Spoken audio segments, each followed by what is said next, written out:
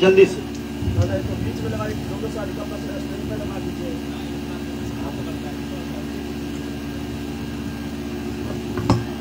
दे रहे हैं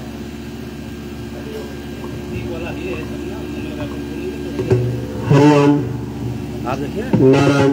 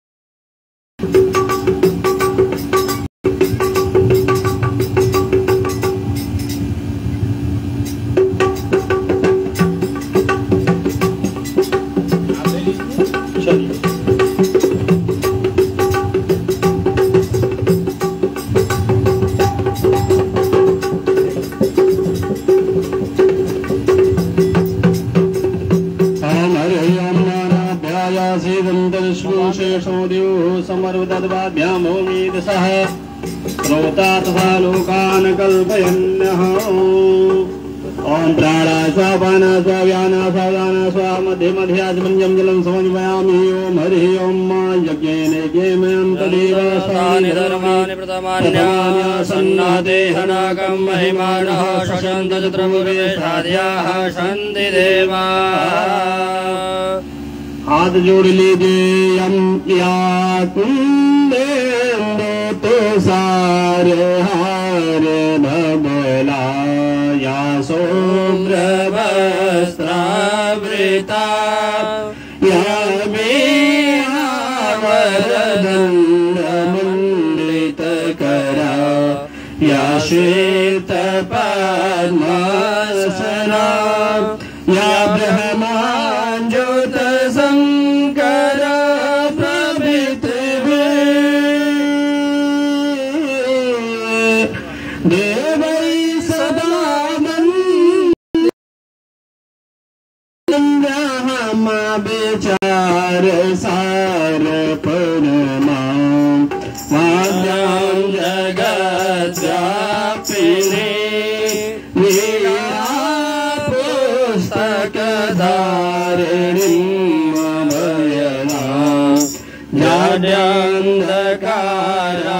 जाड्यान्धकारापहं हस्ते स्फटिकमालिकां ददति परमासने संस्कृतां वन्दे तां परमेश्वरीं भगवतीं बुद्धिप्रदां शरणं। श्री कृष्ण गोविंद हरे मुरारे हे नाथ नारायण वासुदेव। श्री कृष्ण गोविंद हरे मुरारे हे नाथ नारायण वासुदेव।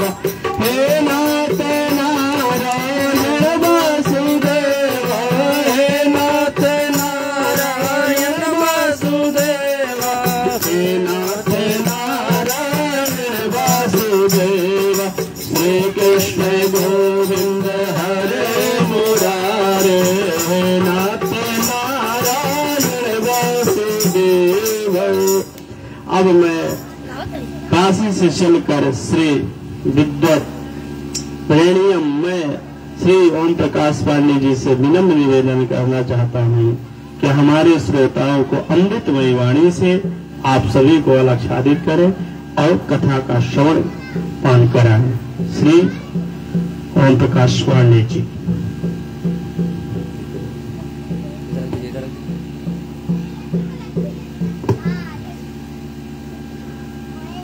हरि ओम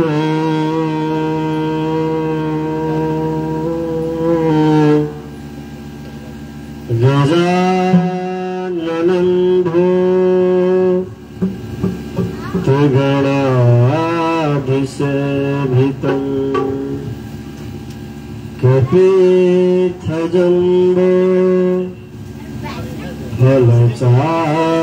फलचारुभक्षणम् उमासुतं शोकविनाशकारकम्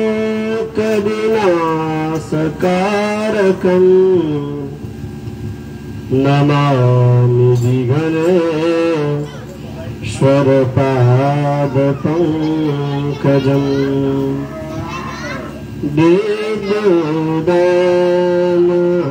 दिग्बोधनसमप्रभां मृगपतिः कन्धस्थितां भीषणां कन्याभिकरवालखेटविलसा वस्ताभिरासेवितां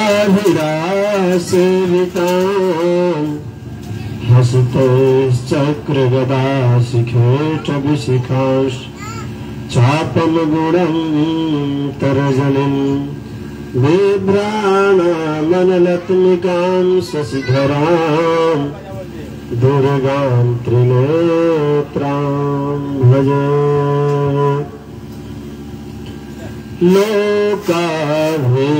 लोकाभिरामं रणरङ्गधीरम्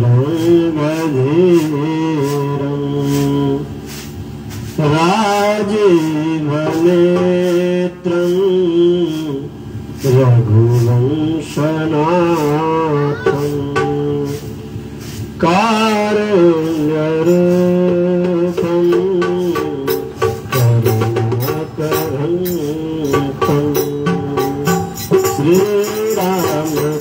श्रीरामचन्द्रं प्रपद्ये मनोजवं मातृदेवं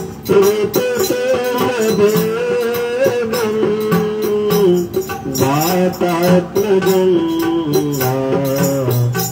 नरोत्तमोऽहं श्रीरामदूतं शरणं प्रपद्ये श्रीरामदूतं शरणं प्रपद्ये गुरुर्ब्रह्मा गुरुर्विष्णु गुरुर्देवो महेश्वरा गुरु साक्षात् परब्रह्म तस्मै श्री गुरुवे नमः नारायण नमस्कृत्य नरं चैव नरोत्तमं देवी सरस्वती व्यासं ततो जयमुदीरये स्वानन्दमाने दहने वसन्तम् आनन्दखण्डं हृतपापविन्दं वाराणसीनाथ मम नाथनाथं श्रीविश्वनाथं शरणं प्रपद्ये सच्चिदानन्दरूपाय विश्वोत्पत्त्यादिहेतवे तापत्रयविनाशाय श्रीकृष्णाय वयं नमः। प्रेम से बोलिए श्रीमद्भागवत महापुराण की जय, श्रीमद्भागवत महाज्ञान यज्ञ की जय, बालकृष्ण भगवान की जय, राधावर कृष्णचंद्र भगवान की जय, सियावर रामचंद्र भगवान की जय, बाबा विश्वनाथ की जय, माता अन्नपूर्णा की जय, काल भैरव जी महाराज की जय, शंकर संकट मोचन हनुमान जी महाराज की जय। माता विंध्यवासिनी की जय। नमः पार्वती पते हर हर महादेव। जय जय श्री राम श्याम। जय जय श्री राधे श्याम। आइए हम सभी बहुत ही भाग्यशाली हैं कि इस कली काल में श्रीमद् भागवत महापुराण की कथा श्रवण करने का परम लाभ प्राप्त हो रहा है।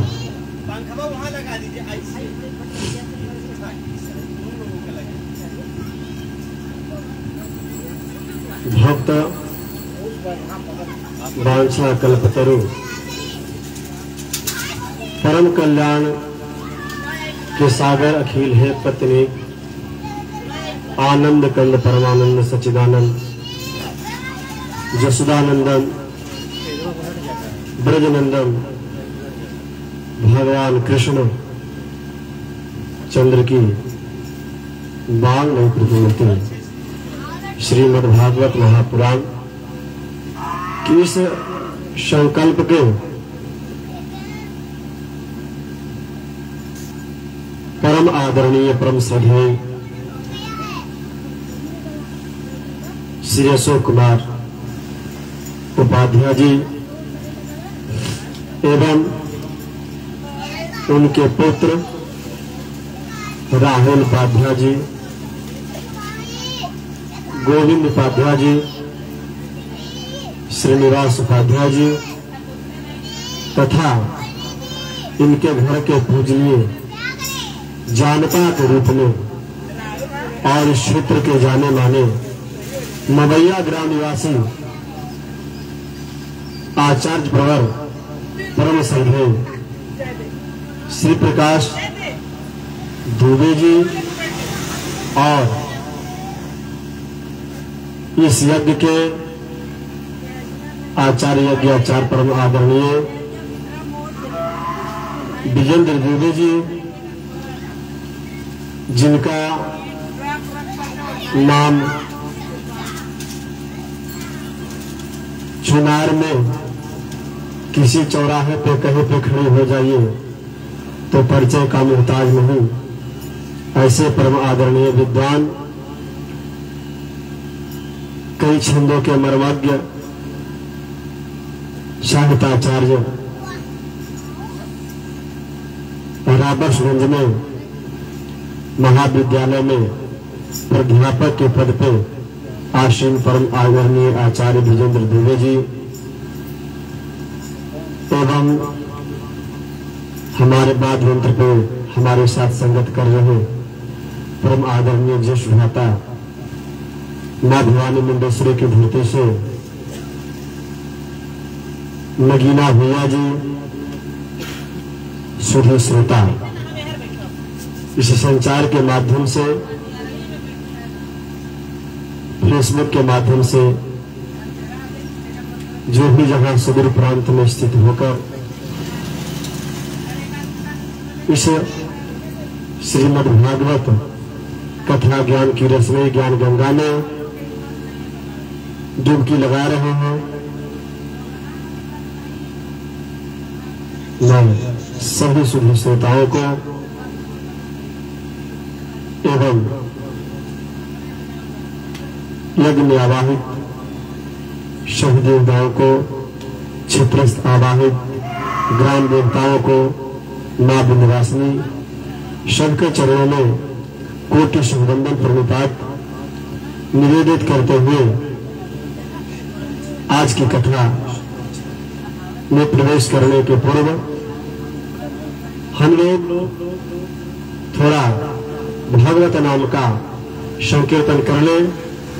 तत्पश्चात जैसा भगवान जी का निर्देश होगा, संदेश होगा, आदेश होगा, बाल कृष्ण जी जो कहने के लिए कहेंगे वह मैं सुनाने में सक्षम हूँ। अन्यथा बाकी तो इस कथा के प्रथम वक्ता नारायण ही अपने गुण को बखान करने में सक्षम है। फिर भी कहा गया है कि राम न सकहि राम गुण गाहे। राम भी इस नाम का बखान नहीं कर सकते कि कितना उनका गुणगान है।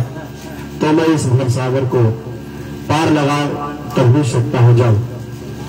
भगवान बाल कृष्ण की कृपा हो और सुखदेव भगवान जी का कृपा हो। प्रेम से बोलिए बाल कृष्ण भगवान की जय। आइए बड़े मीठे मीठे तालियों के साथ प्रेम से हरि कथा सुनाने वाले, हरि कथा सुनाने वाले, तुझको लाखों प्रणाम, तुझको लाखों प्रणाम। हरि कथा सुनाने वाले, हरि कथा सुनाने वाले, तुझे लाखों प्रणाम, तुझे लाखों प्रणाम। हरि कथा सुनाने वाले, प्रभु दर्श कराने वाले, तुझे लाखों प्रणाम, तुझे लाखों प्रणाम। हम ढूंढ रहे थे वन में, वन खो बैठे थे तन में। हम ढूंढ रहे थे वन में, तन खो बैठे थे तन में। हम ढूंढ रहे थे वन में, तन खो बैठे थे तन में। हम ढूंढ रहे थे वन में, तन खो बैठे थे तन में। प्रभु राह बताने वाले, प्रभु राह बताने वाले, तुझे लाखों प्रणाम, तुझे लाखों प्रणाम। हरि कथा सुनाने वाले, हरि कथा सुनाने वाले, तुझे लाखों प्रणाम, तुझे लाखों प्रणाम। हम ढूंढ रहे थे वन में, तन खो बैठे थे तन में। हम ढूंढ रहे थे वन में, तुम तो बैठे थे तन में। प्रभु राह बताने वाले, प्रभु राह बताने वाले, तुझे लाखों प्रणाम, तुझे लाखों प्रणाम। हरि कथा सुनाने वाले, हरि कथा सुनाने वाले, हरि कथा सुनाने वाले, हरि कथा सुनाने वाले, तुझको लाखों प्रणाम, तुझको लाखों प्रणाम। हमने गर्विश का प्याला जा रहे थे हम के द्वारा। हमने गर्विश का प्याला जा रहे थे हम के द्वारा। हमने गर्विश का प्याला जा रहे थे हम के द्वारा। हमने गर्विश का प्याला जा रहे थे हम के द्वारा। प्रभु सुधा पिलाने वाले, प्रभु लाने वाले, तुझे लाखों प्रणाम, तुझे लाखों प्रणाम। हरि कथा सुनाने वाले, हरि कथा सुनाने वाले, तुझे लाखों प्रणाम, तुझे लाखों प्रणाम। हमने गर्विश का प्याला जा रहे थे हम के द्वारा। हमने गर्विश का प्याला जा रहे थे हम के द्वारा। हमने गर्विश का प्याला जा रहे थे हम के द्वारा। प्रभु सुधा पिलाने वाले, प्रभु धन दिलाने वाले, तुझे लाखों प्रणाम, तुझे लाखों प्रणाम।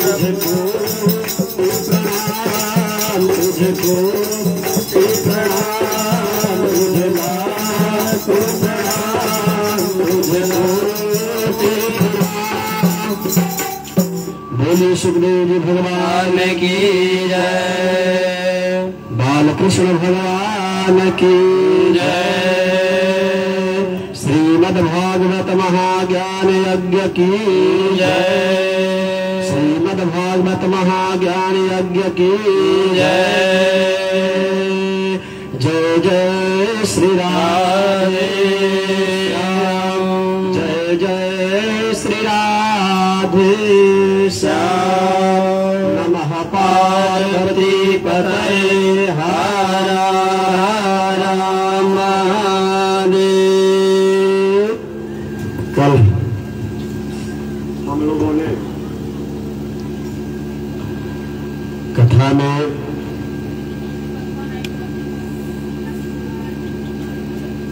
भगवान वेद व्यास के द्वारा जन्मादस्य इस श्लोक की व्याख्या जाने भगवान पहले भी सत्य थे, आज भी सत्य है और भविष्य में भी सत्य रहेंगे। उसके बाद आज की कथा में हम लोग प्रवेश करते हैं। प्रेम से बोलिए भागवत भगवान की जय। कहे कि स्त्री सिद्धि बंधो नाम त्रीने श्रुति गोचरा कर्म से मूढ़ानाम श्रेयम भवे भवी। कहे कि स्त्रियों को, अंत्यजों को, इन लोगों को वेद का पठन और श्रवण करने का निषेध बतलाया गया। तो इन लोगों की सुगमता के लिए जिसमें कल्याण हो, इसके लिए पंचम वेद, 4 वेद, ऋग्वेद, सामवेद, यजुर्वेद, अथर्ववेद, ऋग्वेद का 4 भाग हुआ। उसको भी समझने में बहुत क्लिष्टता और कठिनाई की बात आई। तो इतिहास के रूप में पंचम वेद के रूप में श्रीमद्भागवत महापुराण की रचना की गई। अब यह व्यास जी ने कृपा कर करके मानव प्राणियों के कल्याण के लिए, हम अधर्मियों को तारने के लिए इस पंचम वेद का रचना किए। भगवान श्री कृष्ण द्वापायन व्यास ने इस प्रकार अपने अपूर्ण को मानकर जब खिन्न हो रहे थे, इतनी रचनाओं के बाद वह संतुष्ट नहीं रहे थे, उसी समय नारद ऋषि का उनके पास आना होता है, समागम होता है। व्यास जी तुरंत उनको यथोचित सम्मान करते हैं और विधि विधान से उनको यथोचित सम्मान के बाद पूजा करते हैं। भगवान का यश, कीर्तन और महिमा, भगवान का कितना बड़ी करुणा है इस जगत के प्राणियों के ऊपर। और देवर्षि नारद जी पूर्व इनका क्या चरित्र था, उसके विषय में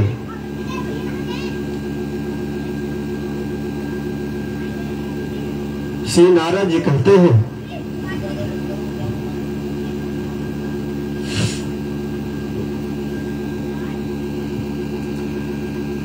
भवतानो दीत प्रायं यशो भवतो मनम येन वासो न तुष्येतो मन्ये तदर्शनम खिलम। यदा धर्मादर्चार्थ मुन्यो बंजान कीर्तिना न तथा वासुदेवस्य महवाहान वर्णितः। नारद जिसे कहते वेदव्यास के, आपने भगवान के निर्मल यश का गान किया। प्रायः मेरी ऐसी मान्यता है कि जिससे भगवान संतुष्ट नहीं होते वह शास्त्र ज्ञान अधूरा है। मतलब हम किसी शास्त्र को पढ़े, पूजन करें, वंदन करें और भगवान को यदि वह स्तुति प्रिय नहीं लगे, वह ग्रंथ प्रिय नहीं लगे, तो वह वंदन और स्तुति वह सब किसी काम का नहीं है। इसके लिए बुद्धिमान मनुष्य को क्या चाहिए? बुद्धिमान मनुष्य को चाहिए कि भागवत की श्रेय की प्राप्ति के लिए अपने मन की इंद्रियों को निग्रह कर करके भगवान को शतपारायण रूप से अपने इंद्रियों को एकत्रित कर करके आराधना करें।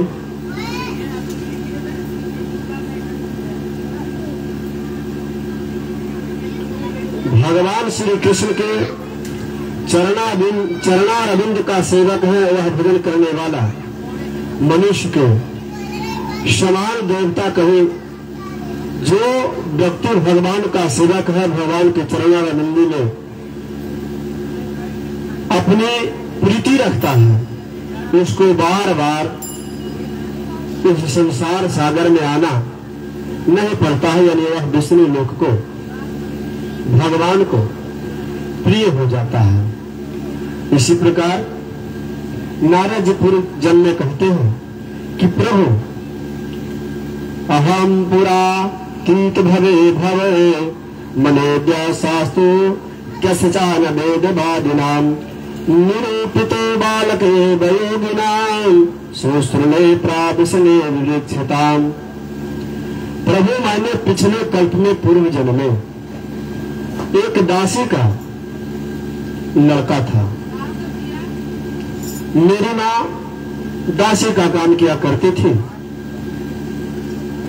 वर्षा ऋतु के समय एक स्थान पर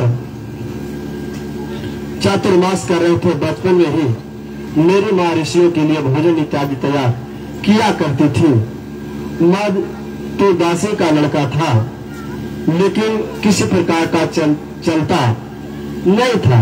जितेंद्रिय खेल कूद से दूर रहता था, उनकी आज्ञा के अनुसार सेवा करता था।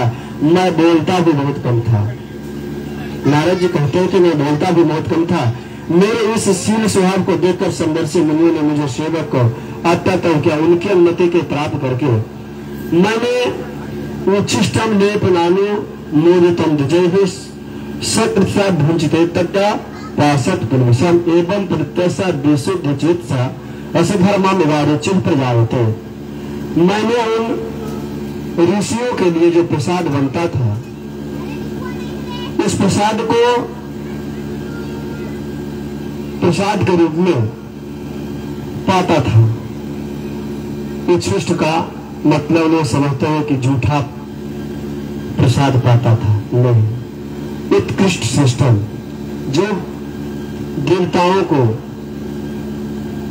ऋषियों के लिए, संतों के लिए जो प्रसाद बनाया जाता है, अतिथियों के लिए जो प्रसाद बनाया जाता है, वह बाद में बांटने के बाद जो प्रसाद बच जाता था, बर्तन में, पात्र में लगा हुआ होता था, उसको मैं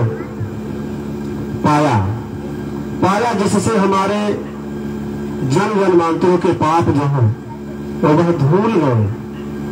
कई जन्मों के पाप धूल गए। इसी प्रकार उन संतों का, ऋषियों को सेवा करते करते मेरा चित्त शुद्ध जो है वह निर्मल हो गया और जैसा भगवान पूजा करते थे उसी में मेरे भी ऊंचे हो गए। मैं भी भगवत भजन में लग गया।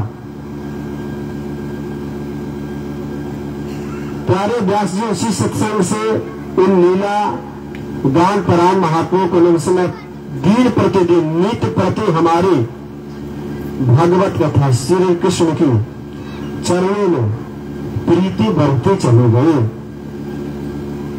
श्रद्धा पूर्वक प्रतिदिन एक पद, आधा पद का भगवान का कीर्तन का गायन, श्रवण इत्यादि करते रहते थे।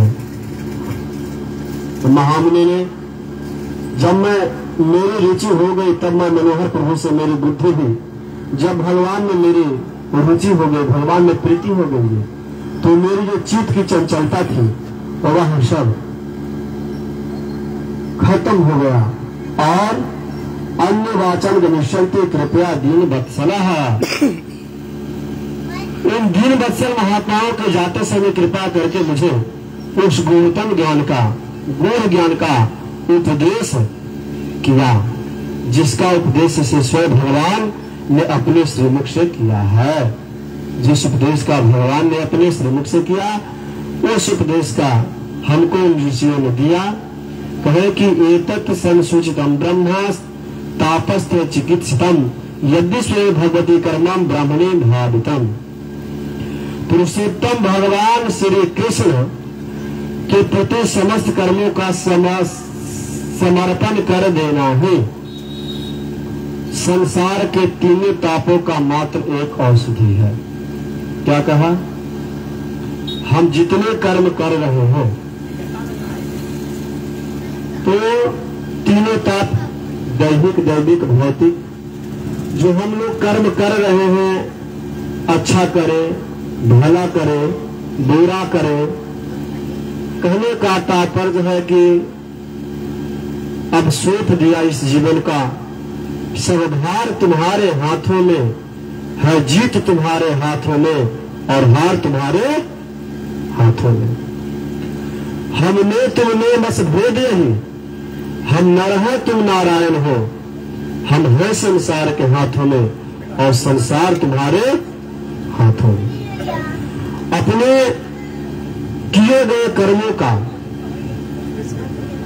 होता है लोगों को कि मैं इस कर्म को कर रहा हूं तो मेरा गुणगान हो क्या, फलाने व्यक्ति ने इतना अच्छा काम किया, भगवान का मंदिर का निर्माण किया, देवालय का निर्माण किया, धर्मशाला का निर्माण किया, शिलापट लगवा दे।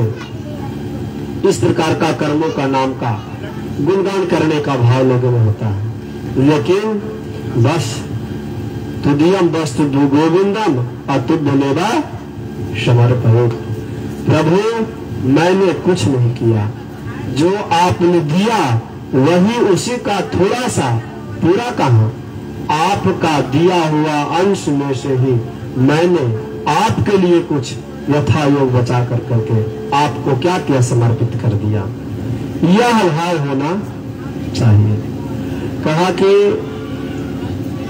बालक और बुढ़ा दोनों एक समान होता है। समाज में कहा जाता है ना कि बालक और बुढ़ा दोनों एक समान हो जाता है।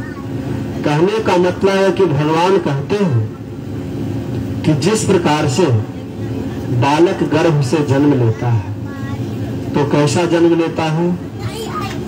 न लोभ, न लालच, न मोह, न मात्सर्य, न ईर्ष्या। निर्मल होता है, उसका मन निर्मल होता है। तो भगवान कहते हैं कि मैंने तुमको जिस प्रकार से धरा धाम पे भेजा है बना कर करके, ठीक उसी तरह निर्मल बन करके पुनः हमारे पास आओ। कैसे आओ? जैसा बना के भेजे हो ठीक उसी तरह सेम तुम हमारे पास बन कर करके आ जाओ। कोई लालच, कोई लोभ, कोई मोह, कोई मात्सर्य, कोई ईर्ष्या के नहीं रखो। भगवान उसी को मिलते हैं भी।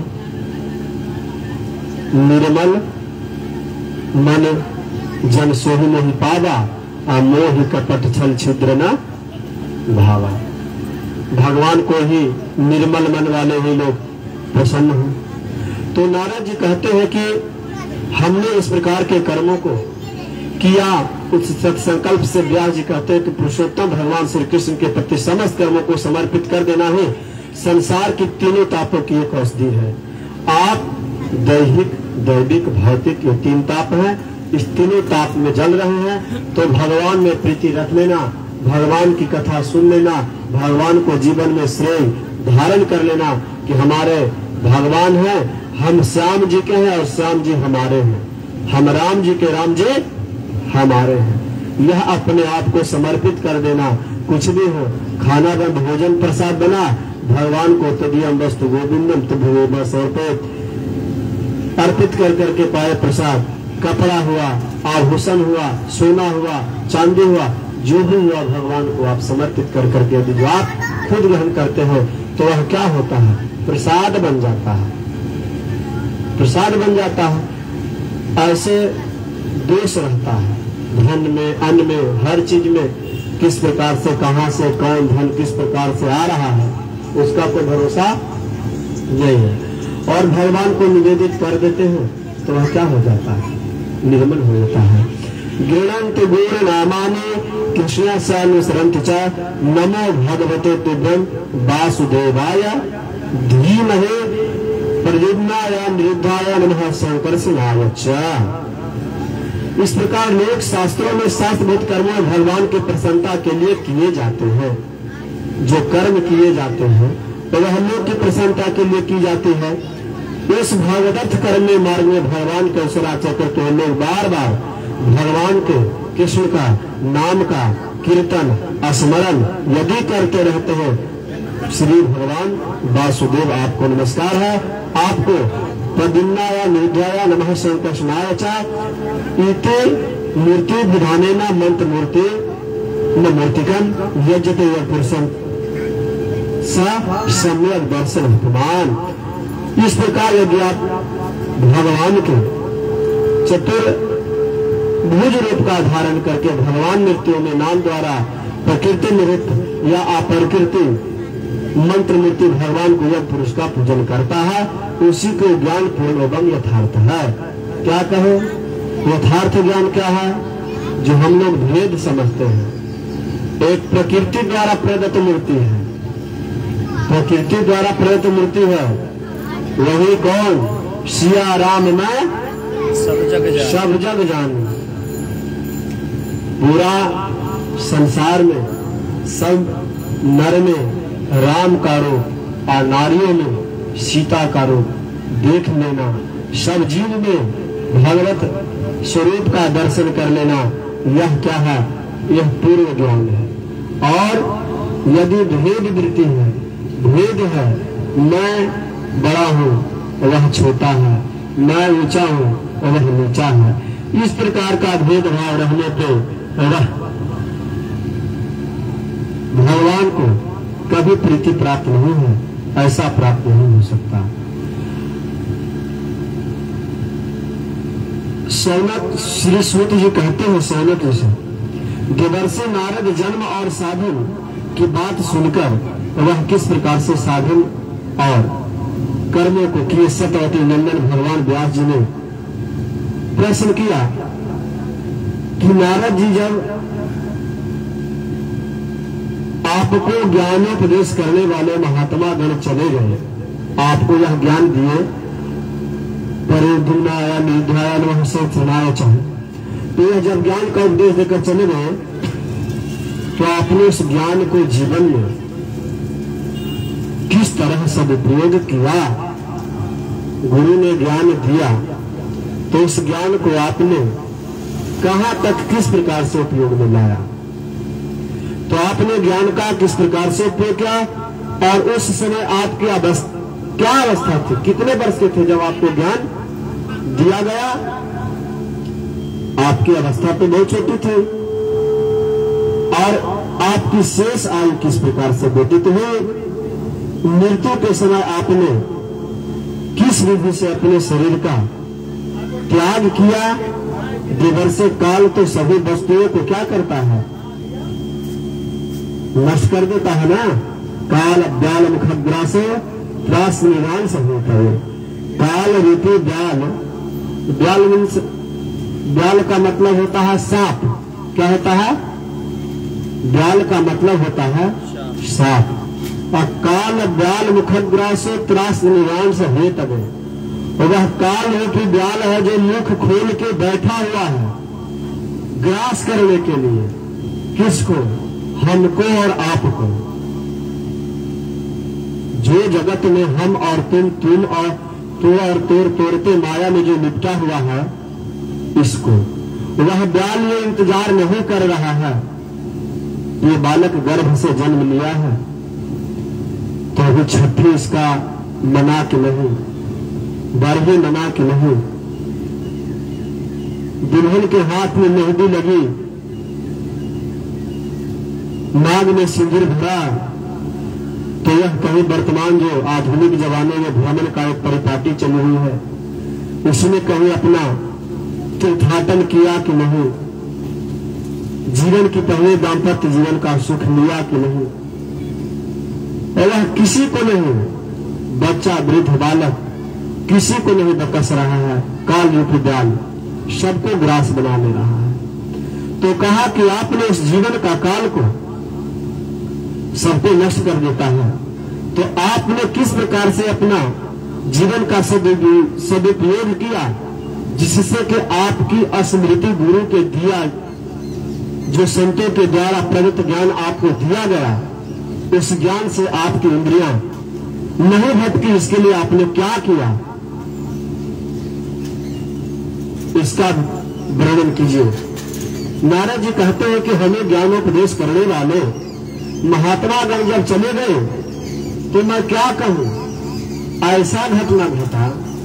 एक तो मैं दासी का लड़का, दूसरी माँ, और वह माँ भी मुझे छोड़कर चली गई। यानी माता की भी क्या हो गई, मृत्यु हो गई, और मेरा कोई सहारा नहीं रह गया। मैं माँ का इकलौता लड़का था, इकलौता पुत्र था, मेरा कोई सहारा नहीं रह गया। उसने अपने स्नेह पास से जकड़ कर रखा था, वह मेरे लिए क्षण की चिंता करते थे। मेरा पुत्र खाया कि नहीं खाया, भोजन किया कि नहीं किया, नींद आया कि नहीं आया, शयन किया नहीं किया, पढ़ने गया कि नहीं गया, गुरु से जो गृह कार्य दिया गया उसमें पुनः श्रुति को आवृत्ति कर करके अध्ययन किया कि नहीं किया। यह हमारी अब चिंता कोई करने वाला नहीं रहा। मेरी माँ भी चली गई, और जैसे कठपुतली में चालने वाली इच्छा के अनुसार इससे सही बसोने को यशोदार में था। अहम च तद बाहुकुले उस बांसस्त अपेक्षा दिग देशे काल व्युत्पन्नो बालका पंचहारणा है। मेरी अवस्था तो 5 वर्ष की थी ही, और देश और काल के संबंध में हमें कुछ ज्ञान नहीं था। छोटा 5 वर्ष का अवस्था को कितना ज्ञान होगा, तो हमें कुछ भी ज्ञान नहीं था। एक दिन की बात है कि मेरी माँ गौ माता को दुहन के समय, रात के समय घर से बाहर निकलती है।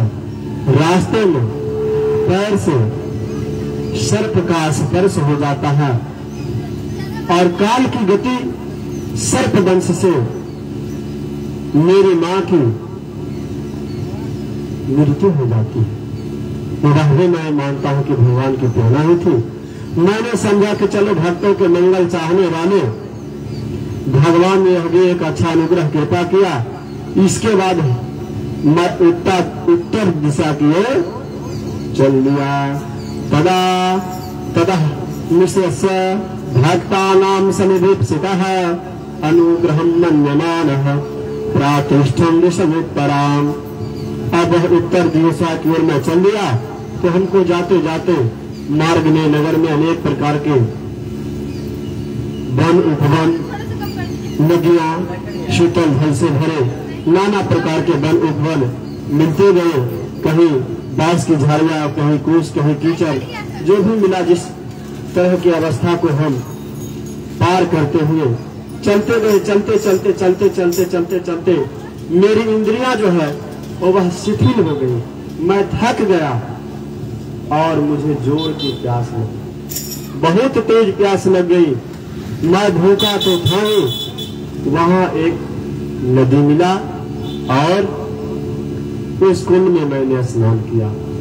स्नान के तत्पश्चात जलपान आचमन किया, जिससे मेरे शरीर की थकावट दूर हो गई और पुनः आसन लगाकर एक पीपल के पेड़ के नीचे मैं परमात्मा का उसी स्वरूप का जो महात्माओं के द्वारा हमें बतलाया गया था, इस भागवत भजन में प्राप्ति कर करके हमने उस चरण कमलों का क्या किया, चिंतन करना प्रारंभ किया।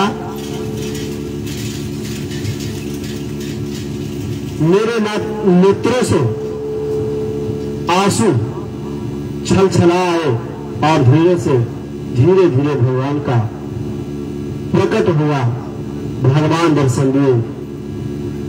व्यास जी कहते हैं उसी समय प्रेम भाव के अत्यंत होने से मेरा रोम रोम पुलकित हो उठा और उसी आनंद के बारे में ऐसा डूब गया कि मुझे अपना ध्येय वस्तु का तनिक विभान नहीं रहा कि मैं कौन हूँ, किस लिए आया हूँ, कहां से आया हूँ, मैं किसका पुत्र था, हमें कुछ भी ज्ञान नहीं रहा। भगवान की यह अनिवर्चनीय रूप समस्त शोकों को नाश करने वाली है। मैंने उस चतुर्भुज रूप का भगवान का दर्शन किया। इस प्रकार निर्जन बने मुझे प्रयत्न करके देख करके स्वयं भगवान ने जो वाणी विषय नहीं है, बड़ी गंभीर है, मधुर वाणी से मेरे शोक को शांत करते हुए कहा कि इस जन्म में तुम मेरा दर्शन नहीं कर सकोगे, तुम्हें इस जन्म में दर्शन नहीं होगा। जिनकी वासनाएं पूरी तरह तृष्णाएं शांत नहीं है या नहीं हो गई है, और वह अब कचरे योगी क्या करते हैं, आजकल शहरों में चला हुआ है, बनारस में घाट पे लिखा हुआ है कुंडलिनी जागरण। क्या लिखा हुआ है, कुंडलिनी जागरण। कहा कि जनम जनन मुनि जतन कराहू, जनम जनन मुनि जतन कराहू, अंतरा में कहूँ आदत नहीं। कई जन्मों में बहुत जप तप करने के बावजूद भी नित्य निरंतर भगवान का ध्यान करने वाले को भी इस जगत में रहने के बाद अंत काल में माया नहीं छोड़ती है। भगवान का नाम मुख से नहीं निकल पाता है, अंत काल में भगवान का नाम नहीं निकल पाता है।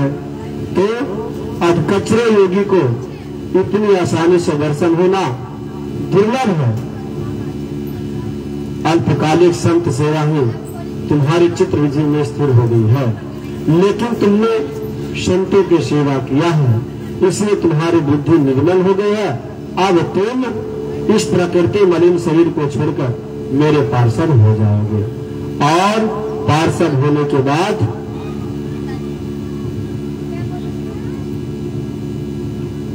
अब तुम अगले जन्म में दर्शन कर सकोगे। इस प्रकार भगवान की कृपा से मेरा शुद्ध हृदय शुद्ध हो गया। आसक्ति, हमारी जो जगत की आसक्ति थी, वह आसक्ति मिट गई और मैं कृष्ण पारायण हो गया। भगवान कृष्ण का चरणारविंद अनुग्रह में भक्ति मेरी हो गई। मुझे शुद्ध भगवत पार्षद शरीर प्राप्त होने के अवसर होने पर प्रांत कर्मों समाप्त हो जाने के कारण जो पंच भौतिक शरीर था वह मेरा नष्ट हो गया।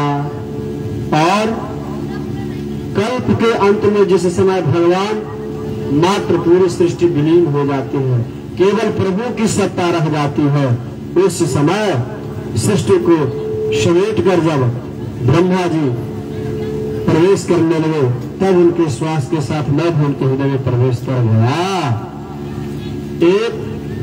1000 चतुर्युग बीत जाने के बाद 1000 चतुर्युग बीत जाने के बाद जब रंभ जागे तो उनको क्या हुआ, सृष्टि करने की इच्छा हुई, ब्रह्मा जी को सृष्टि करने की इच्छा हुई।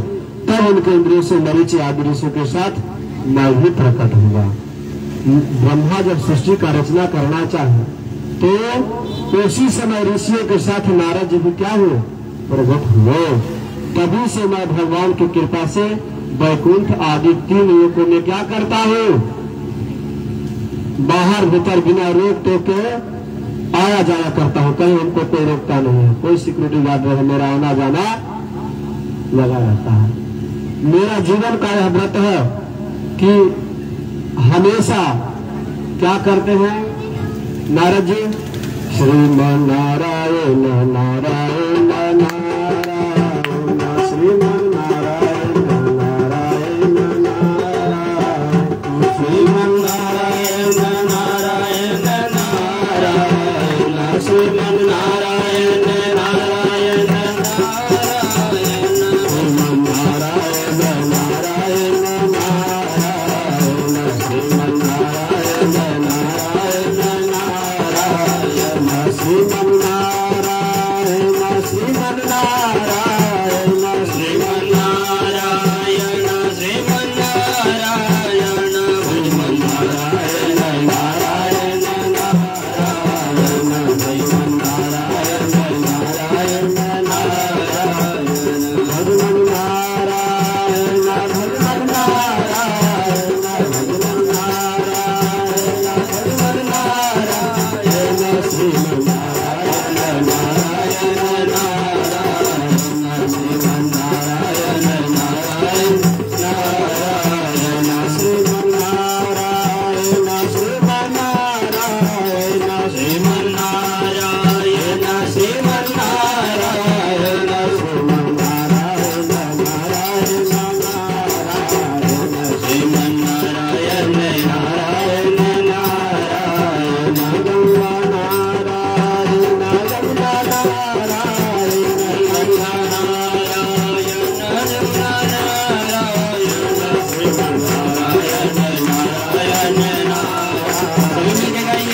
नारायण, नारायण नारायण नारायण, हम भी नारायण तुम भी नारायण, नारायण नारायण नारायण, श्रीमन नारायण नारायण नारायण, श्रीमन नारायण नारायण नारायण, श्रीमन नारायण श्रीमन नारायण, श्रीमन नारायण नारायण नारायण, श्रीमन नारायण नारायण नारायण। बोलिए नारायण भगवान की जय, जय जय श्री राधे श्याम। नारद जी कहते हैं कि हमको देवदत्ता मिमांडेना स्वर ब्रह्मा विभूषिता मूर्छिता हरि कथा गायवानाश्चराम्यहम्। भगवान सब लोगों का भ्रमण करते हैं और यही नारायण नारायण का क्या करते हैं, उसे बिना प्रतान छेड़ते रहते हैं नारद जी। और जिन लोगों का मैं चिंतन करता हूँ, परमात्मा का जो निरंतर मैं चिंतन करने लगता हूँ, तो हमारे जो विषयों की भोग की कामना है तो वह क्या होती है, समाप्त हो जाती है। और भगवान की लीलाओं को कीर्तन से संसार सागर से पार जाने का केवल क्या है, एकमात्र यही जहाज है। कह रहे हैं भगवान,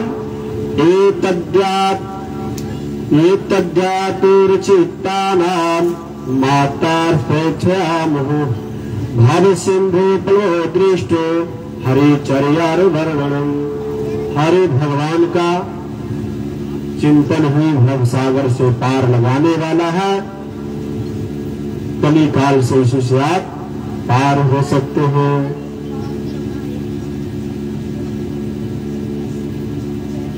इस प्रकार सूत जी कहते हैं कि शौनक आदि ऋषियों से देवर्षि नारद जी ब्रज से प्रकार कहकर जाने की अनुमति लेते हैं और बीना बजाते हुए स्वच्छंद विचरण करने के लिए पुनः चल बढ़ते हैं। देवर्षि नारद, अहो देवर्षि धन्योयम् यत कीर्ति सारंग धुन बना है गायन माधुरम तंत्रा रम्यात्यातुरम जवाब। कह रहे हैं कि वाह, इतने धन्य नारद जी जो हमेशा भगवान का मंगलमय नाम का नारायण नारायण का वीणा पर गान करते हुए आनंद मग्न हो जाते हैं और त्रिताप जगत को भी आनंदित करते रहते हैं, इस पूरा जगत को आनंदित करते हैं। अब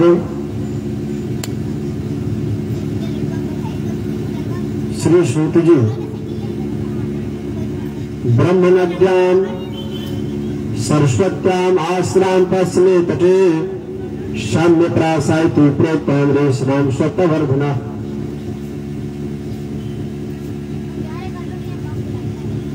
सौनक जी इस बात को जान गए।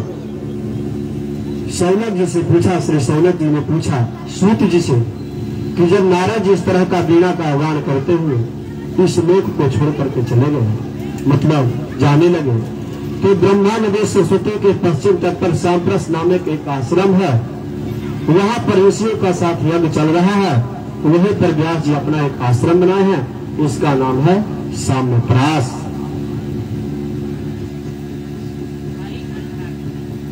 तो उन्होंने भक्ति योग द्वारा अपने मन को पूर्णतया एकाग्र और निर्मल करके आदि पुरुष परम परमात्मा परमेश्वर का आश्रय से रहने वाली माया को देखा कि माया क्या है। इसी माया से मोहित होकर जीव तीनों गुणों से अतीत होने पर भी अपने को तुलनात्मक मान लेता है। इन अर्थों को शांति का साक्षात साधन केवल भगवान की भक्ति ही है।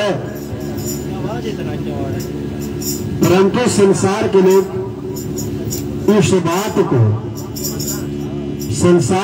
इस बात को नहीं जानते। यह समझकर उन्होंने इस परमहंसों की संहिता का श्रीमद्भागवत महापुराण की रचना की। यह संहिता का नाम है पारमहंस संहिता। भागवत संहिता का नाम है पारमहंस संहिता। इसके श्रवण मात्र से, इस संहिता के श्रवण मात्र से पुरुषोत्तम भगवान के प्रति परम प्रेममयी भक्ति हो जाती है, जिससे जीव का शोक और मोह सब नष्ट हो जाता है। कह रहे सौनक जी की जब सूत जी तो अत्यंत निवृत्ति परायण है, उनको माया लपेट ही नहीं रहा, माया पकड़ ही नहीं रहा।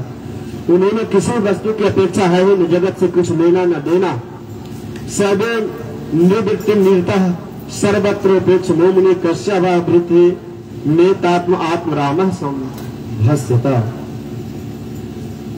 कह रहे सूत जी कहे कि जो लोग ज्ञानी है, जिनकी अविद्या की गांठ खुल गई है, जो माया में नहीं लिप्त हुए हैं, जो सदा आत्मा में ही रमन करते हैं, वो भी भगवान के हेतु रही भक्ति ही किया करते हैं। क्योंकि भगवान के गुण ऐसे हैं जो मनुष्य को क्या करता है, अपनी ओर खींच लेता है। यदा मृदे कौरव सृज्यानाम विरिदेस्तो विरगतिं गतेषु दृकोदरादेशभूताभिवर्षम् भग्नो हृदंगे धृतराष्ट्रपुत्रे भर्तु प्रियंद्र यस्म पश्यन् कृष्णा सुतान्नां स्वपतां शिरांसि उपारहादि प्रणेवतस्य जुगुप्सितं करविगरयन्ति माता शिशूनां निधनं सुतानां निशम्य घोरं परितप्यमाना।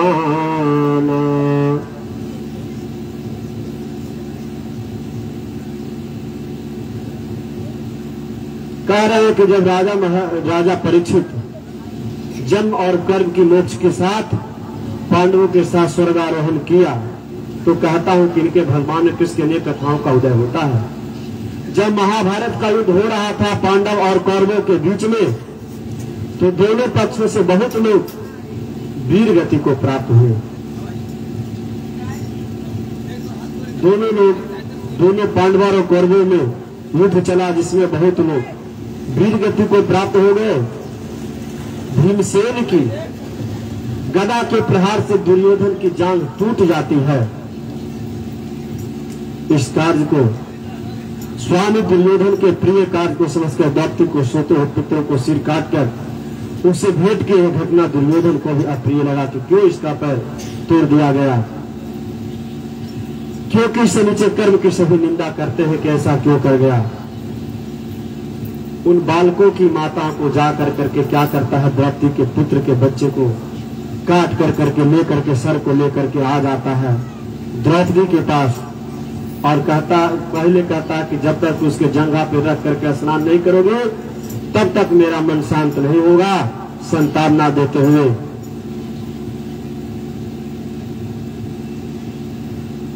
लेके आता है सभी निंदा करते हैं कि उन बालकों की माता द्रौपदी अपने पुत्रों को निधन सुनकर अत्यंत दुखी हो गई। माता द्रौपदी सुनती है कि ये गुरु की पुत्र थी, लोगों को इन्होंने मुंह काट करके ले आया, सर काट करके ले आया और यह अच्छा नहीं लगा।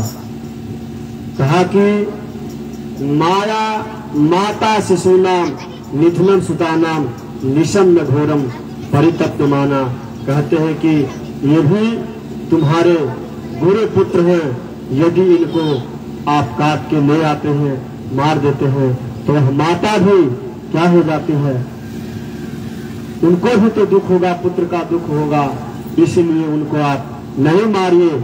इस प्रकार से कहती है कि नहीं नहीं नहीं कभी। अर्जुन कहते हैं कृष्ण कृष्ण महाबाहो भक्ता नाम भयंकर तम एक महिमाना नाम पाप गोसो सुते। हे सच्चिदानंद स्वरूप परमात्मा है, तुम्हारी सत्य अनंत है, तुम ही भक्तों को अभय देने वाले हो। जो संसार की धकती हुई आग जल रहा है, उन जीवों को संवारने के लिए एकमात्र तुम ही तो साधन हो। भगवान कहते हैं कि यह अश्वत्थामा का दोनों पक्ष से चलता है तीर, लेकिन अर्जुन जो है तीर को लौटाना जानता है, अश्वत्थामा तीर को लौटाना नहीं जानता है। ऐसा चलाया है ब्रह्मास्त्र, लौटाना नहीं जानता है। देखिए यहाँ आज की शिक्षाओं में मोह व्याप्त है। उस समय के शिक्षा में पात्रता देख करके शिक्षा दी जाती थी। अर्जुन को ब्रह्मास्त्र को लौटाना, ब्रह्मास्त्र को छोड़ने दोनों की शिक्षा दी गई थी, लेकिन अश्वत्थामा को ब्रह्मास्त्र को लौटाने का ज्ञान प्राप्त नहीं था। समझिए उस जमाने की शिक्षा कैसी होती थी। और यह ब्रह्मास्त्र लौटाना नहीं जानता था, झगड़ा हो गया, चल दिया। भगवान श्री कृष्ण अर्जुन की धर्म की परीक्षा लेने के लिए इस प्रकार प्रेरणा किए, परंतु अर्जुन का हृदय इतना महान था, अवस्थामा उनके गुरु पुत्र की हत्या की थी, फिर भी अर्जुन मन से गुरु पुत्र को मारने की इच्छा नहीं। कृष्ण जी कहे अर्जुन, इस लड़ाई में झगड़ा में क्या देखा जाता है कि गुरु का पुत्र है या गुरु है या धनुर्विद्या का ज्ञान है। रण क्षेत्र में कोई किसी का मित्र नहीं होता है, वह तो रण क्षेत्र है तो रण क्षेत्र है, और वह शत्रु है तो शत्रु है। उसने बच्चे को मूड़ी काट दिया और तुम उसको छोड़ रहे हो, मार दो। लेकिन फिर भी अर्जुन कहते हैं नहीं नहीं, उनका इच्छा गवाह नहीं देता है कि मैं इसको क्या करूं, मूड़ी काटूं, सर को काटूं।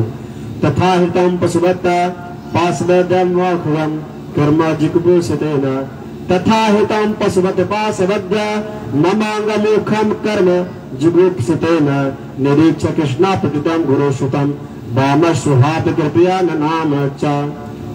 द्रौपदी देखा कि ये तो अश्वत्थामा को पशु की तरह बांध कर करके खींच करके हमारे पास लेके आ गया।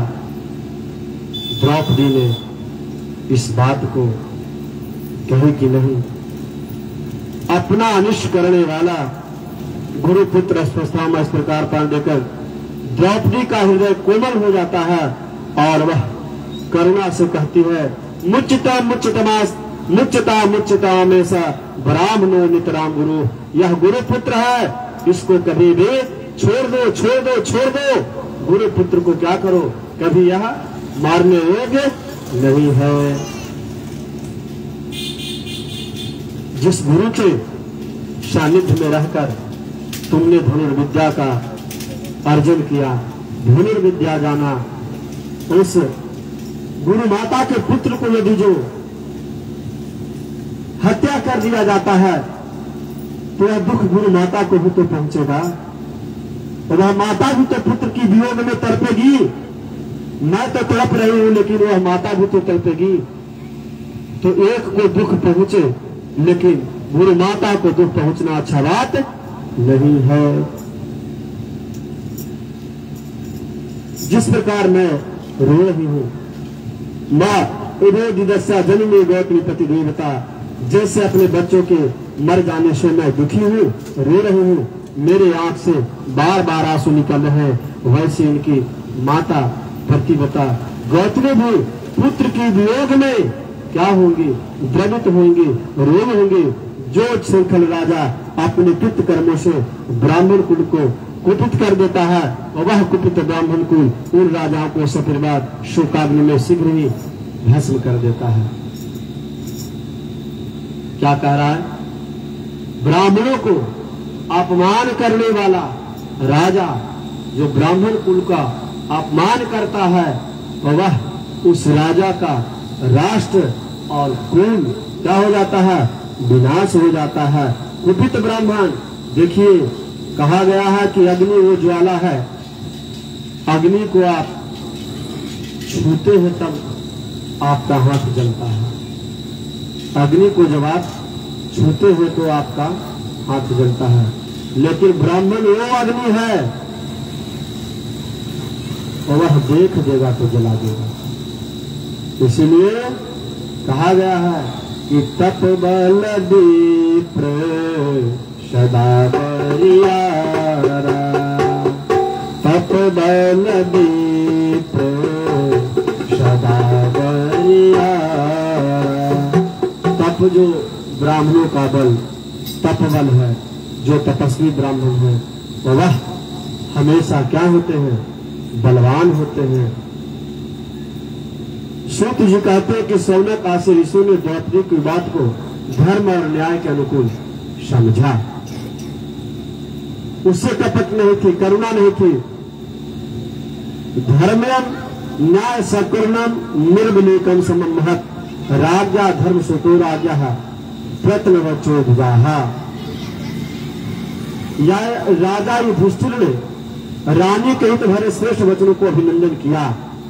साथ ही नकुल सहदेव सात्विक अर्जुन स्वयं भगवान श्री कृष्ण भगवान पर उपस्थित सभी नर नारियों ने द्रौपदी को बात का समर्थन किया कि नहीं, यह ठीक कह रही है कि गुरु को पुत्र को मारना नहीं चाहिए। तो क्या करना चाहिए? ब्रह्मबंधुर्न हंतव्यम आतताई बधारणा। श्री कृष्ण जी कह रहे हैं कि पतित ब्राह्मण का, ब्राह्मण कितना भी पतित हो फिर भी ब्राह्मण का वध नहीं करना चाहिए। और आतताई, जो समाज को बहुत ज्यादा नुकसान पहुंचा रहा हो, उसको कभी छोड़ना नहीं चाहिए, उसको बार बार ही मार डालना चाहिए। क्योंकि आतताई जब जीवित रहेगा तो ना जाने कितने के साथ एक आतताई को मरने से यदि जो समाज, राष्ट्र, दुनिया चैन की नींद सोता है तो उस आतताई को मार देना ही अच्छा है। और एक आतताई यदि जीवित रहेगा तो वह कितने को हत्या करेगा इसका कोई भरोसा नहीं। इसलिए आतताई को मार देना चाहिए। आतताई धारणा मयो बभूय मन्नातम परिपाह्य अनुशासनम। शास्त्रों में मैंने इसमें दो बात कही कि आतताई को मार ही डालना चाहिए, इसलिए मेरे दोनों आज्ञा का पालन करो। तुमने द्रौपदी को संतावना